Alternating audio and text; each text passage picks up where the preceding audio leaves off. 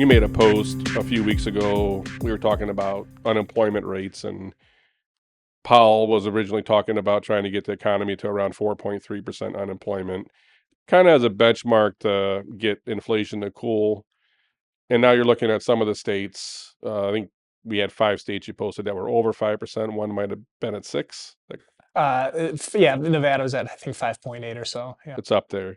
And you're looking at Michigan, Illinois, California, a lot of industrial manufacturing, which we know is slowing right now.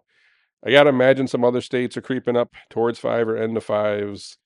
We're well beyond the 4.3%, and it probably gets worse before it gets better. What is some of your advice to people? You deal with people getting laid off all the time, and you probably see some trends there. hmm You wanna kind of avoid getting laid off in this turmoil going on right now. What is your insights for that? Absolutely. So the number one thing is that you have to accept that it is not an employee-driven market anymore, and it's an employer-driven market.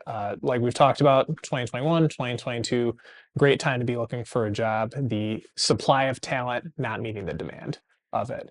Now there's way too much supply and not as much demand. So you have to change your mindset and try to become as employable as possible.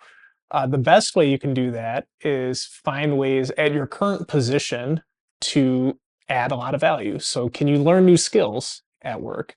Can you take on more projects, be easier to manage? How are you easier to manage? You raise your hand more, you finish things on time, if not sooner. Hell, maybe get in early, leave late on days that requires it.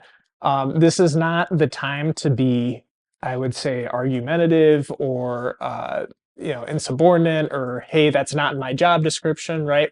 Really try to be as big of a team player as you can so that you could put yourself in the best position as possible. No one's impervious to a layoff, but it can help protect you from those instances. I read a similar post on LinkedIn from somebody. It seems common knowledge, like, if you wanna get somewhere in life, it's, making my boss's life more miserable probably isn't the way to climb the ladder, Right. right?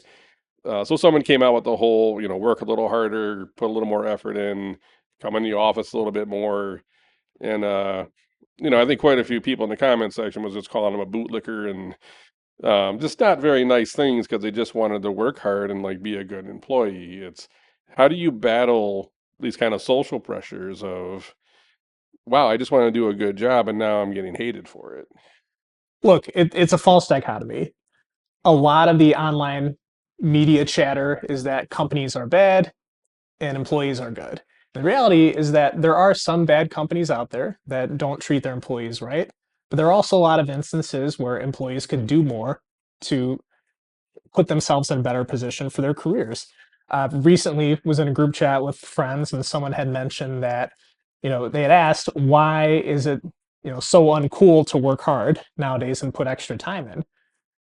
What's what is uncool about trying to think about your retirement, buying the house that you want, growing the size family that you want, and being comfortable living where you want to live?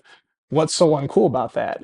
Uh, you are responsible for your future, and while bad things in life may not be your fault, they are your responsibility, and you have that responsibility to take care of yourself and your future.